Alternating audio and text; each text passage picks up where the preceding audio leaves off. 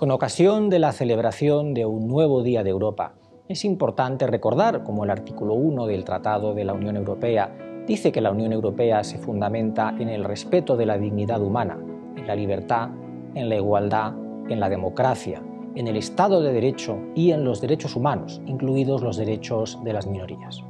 Como embajador de España es motivo de orgullo que mi país haya participado en la gestación del concepto de los derechos humanos, desde la Escuela de Salamanca, ya en el siglo XVI, con profesores tan ilustres como Francisco de Vitoria y Domingo de Soto, que reformularon el derecho natural y que fueron los precursores del concepto de los derechos humanos.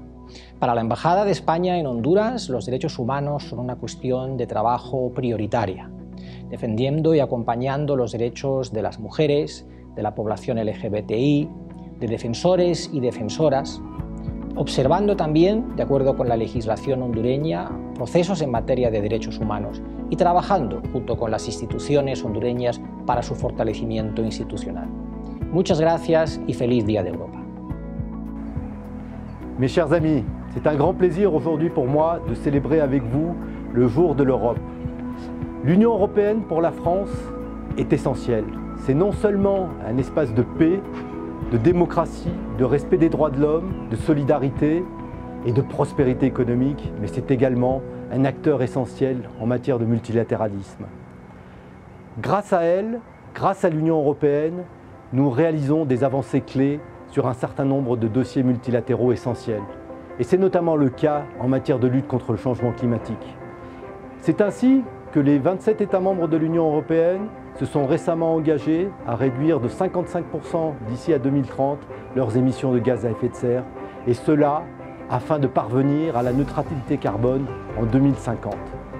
Ne nous y trompons pas, c'est un pas essentiel, c'est une mesure fondamentale, et je ne doute pas qu'elle sera suivie par nombreux autres pays qui nous rejoindront dans ce combat essentiel pour préserver notre planète.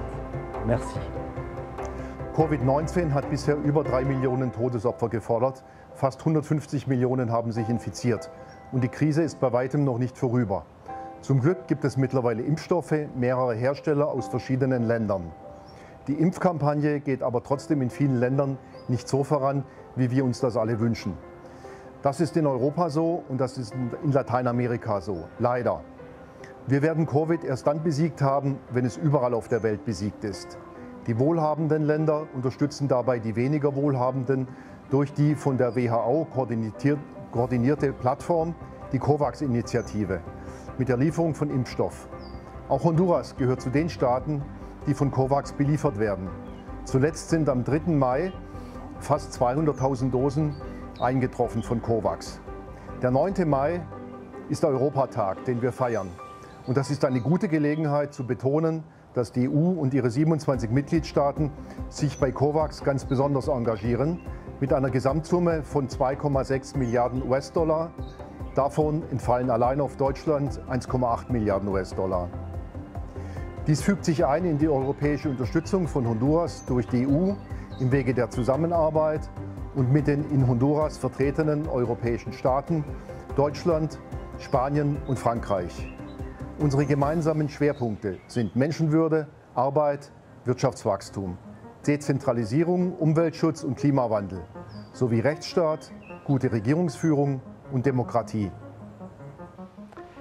Hola a todos y a todas. Hoy, 9 de mayo, celebramos en todo el mundo el Día de Europa. Celebramos que en 1950 el entonces ministro de Exteriores de Francia, Robert Schuman, hiciera un llamamiento a todo el continente, a todos los países, para unirse y para evitar la guerra que acababa de devastar el continente y que nos había enfrentado durante tantos y tantos años. Hoy celebramos que de aquel germen nació la Unión Europea.